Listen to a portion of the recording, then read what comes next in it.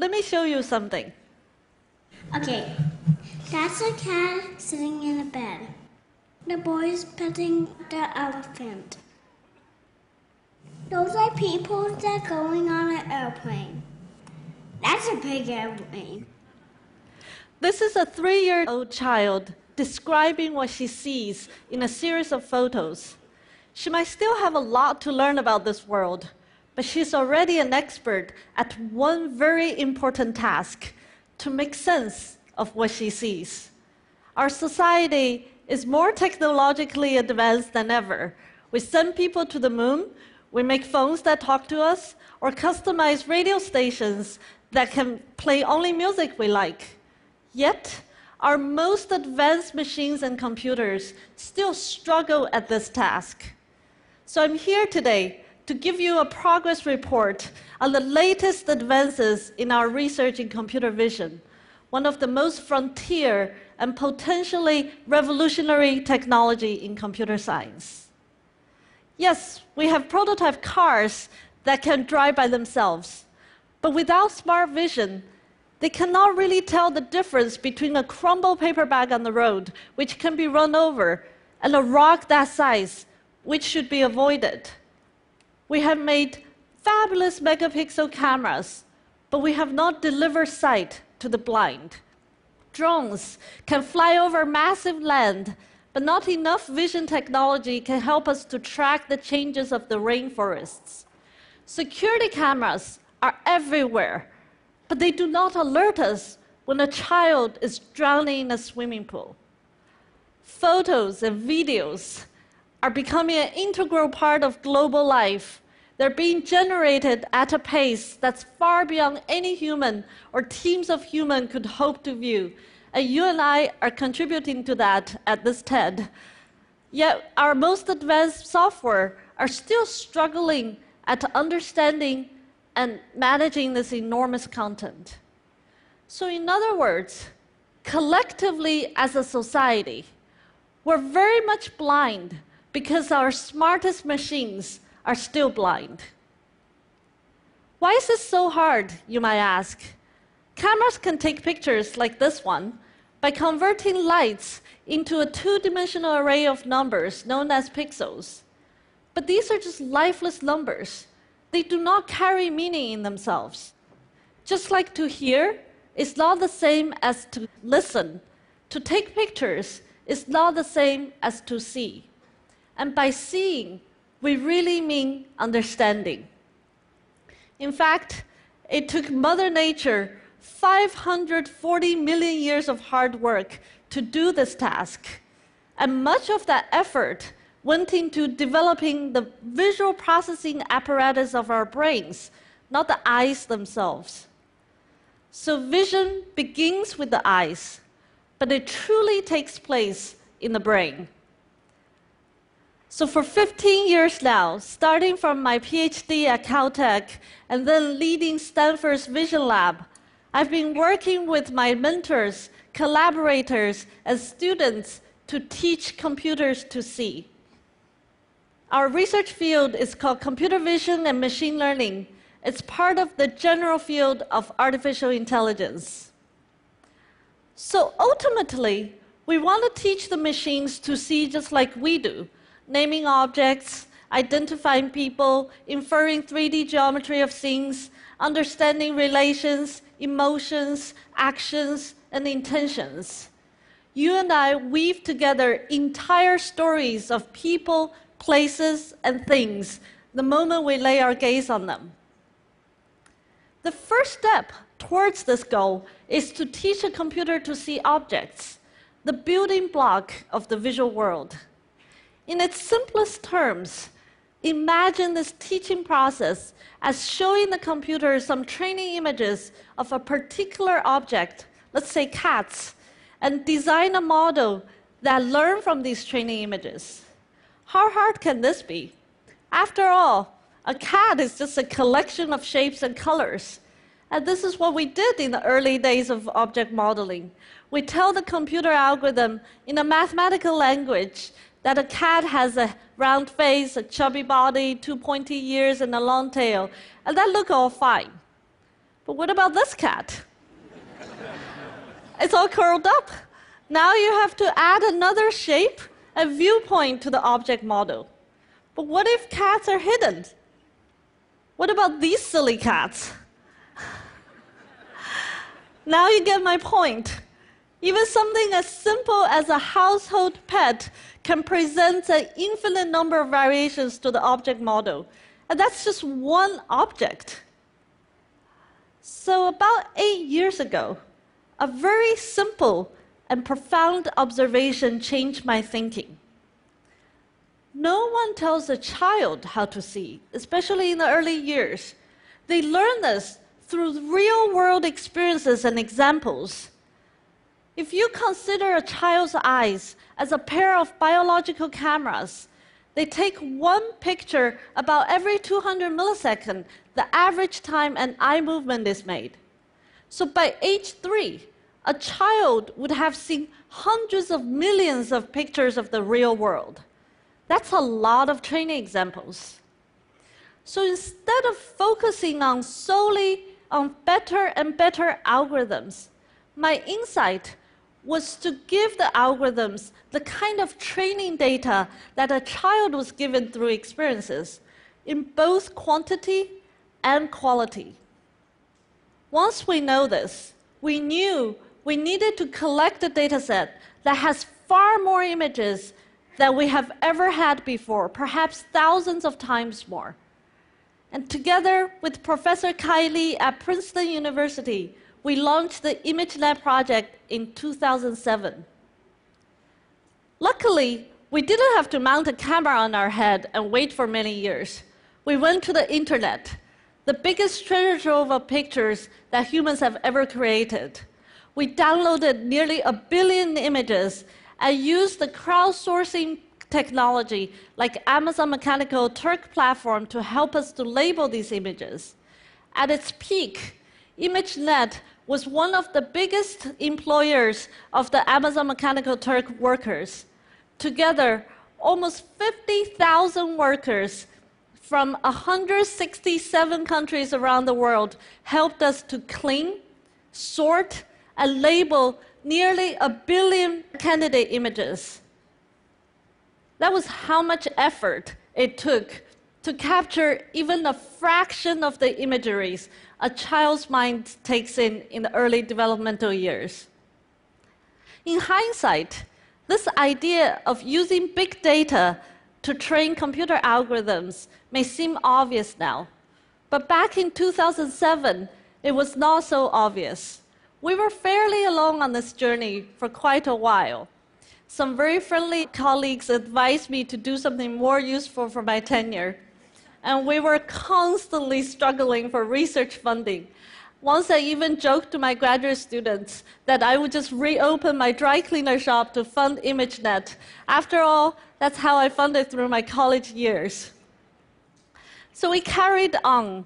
In 2009, ImageNet project delivered a database of 15 million images across 22,000 classes of objects and things, organized by everyday English words. In both quantity and quality, this was an unprecedented scale. As an example, in the case of cats, we have more than 62,000 cats of all kinds of looks and poses, and across all species of domestic and wild cats.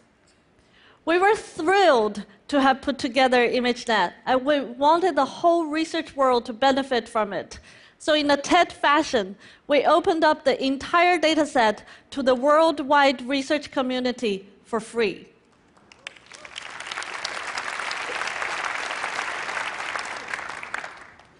Now that we have the data to nourish our computer brain, we're ready to come back to the algorithms themselves.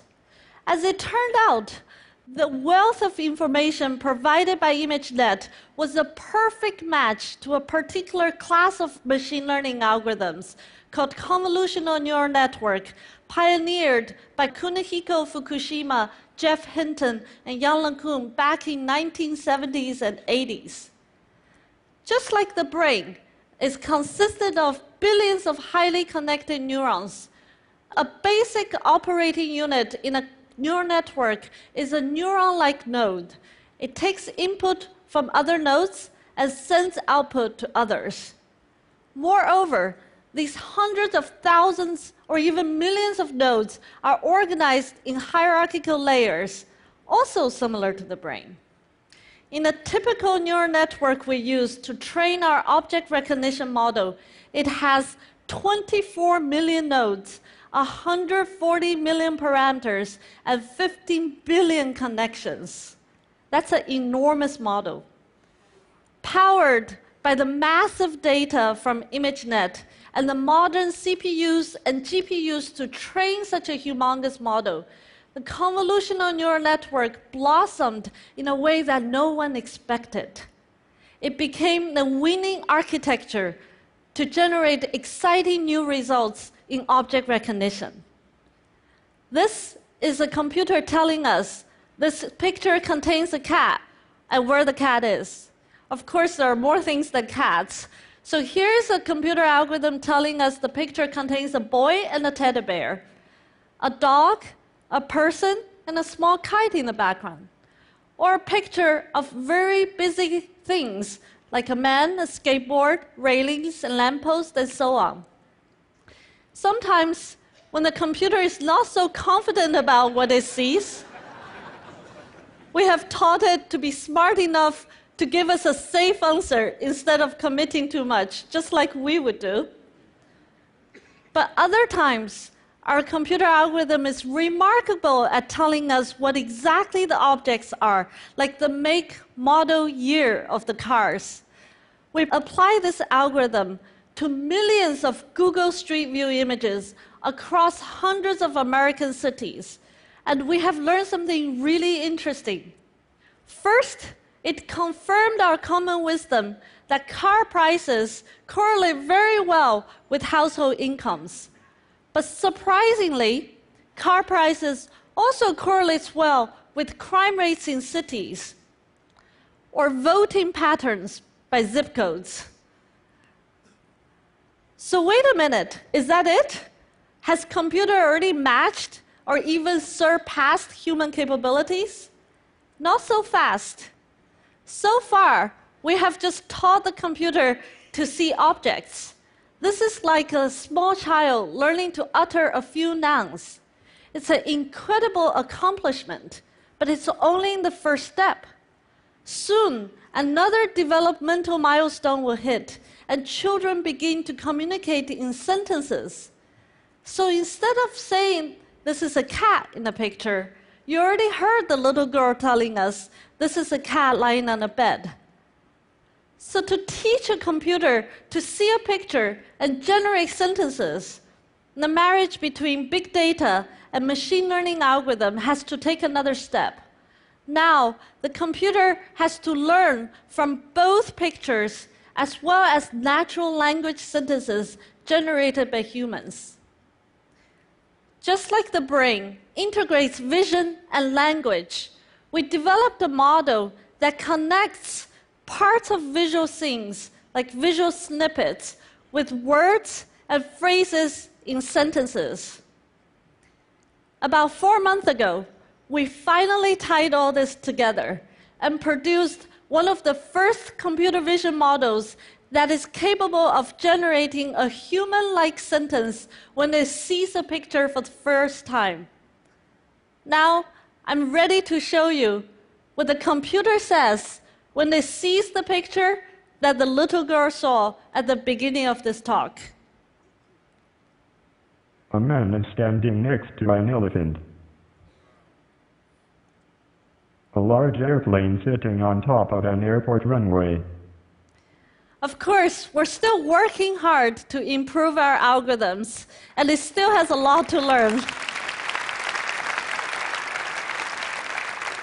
And the computer still makes mistakes. A cat lying on a bed in a blanket. So, of course, when it sees too many cats, it thinks everything might look like a cat. A young boy is holding a baseball bat. Or if it hasn't seen a toothbrush, it confused a baseball bat. A man riding a horse down the street next to a building. We haven't taught Art 101 to the computers. A zebra standing in a field of grass. And it hasn't learned to appreciate the stunning beauty of nature like you and I do. So it has been a long journey. To get from age 0 to 3 was hard. The real challenge is to go from 3 to 13 and far beyond. Let me remind you with this picture of the boy and the cake again. So far, we have taught the computer to see objects, or even tell us a simple story when seeing a picture. A person sitting at a table with a cake. But there's so much more to this picture than just a person and a cake. What the computer doesn't see is that this is a special Italian cake that's only served during Easter time. The boy is wearing his favorite t-shirt given to him as a gift by his father after a trip to Sydney. And you and I can all tell how happy he is and what's exactly on his mind at that moment.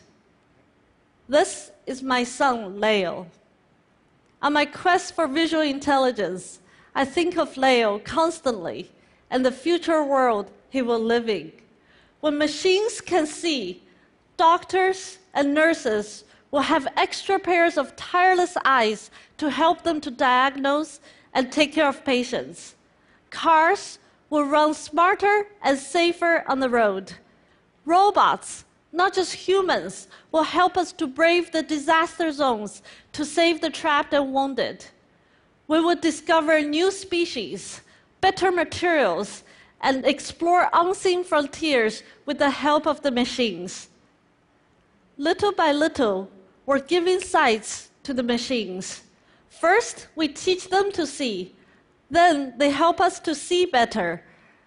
For the first time, human eyes won't be the only ones pondering and exploring our world. We will not only use the machines of their intelligence, we will also collaborate with them in ways that we cannot even imagine. This is my quest, to give computer visual intelligence and to create a better future for Leo and for the world. Thank you.